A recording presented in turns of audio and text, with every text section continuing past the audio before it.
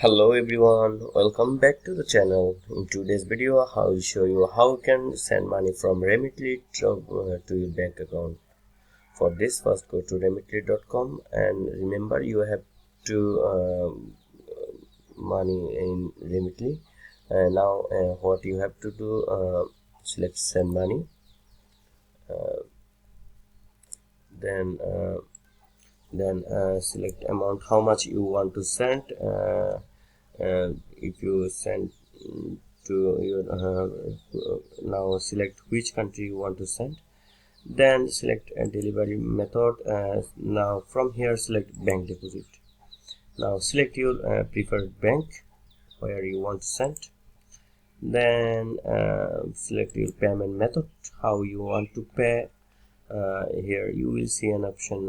If you have money on Remitly, you will see an option to your own. So then tap on continue.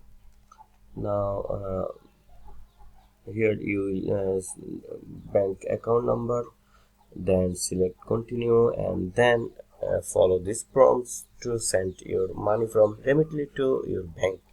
It's very easy. So if you found this video helpful, don't forget to give a like.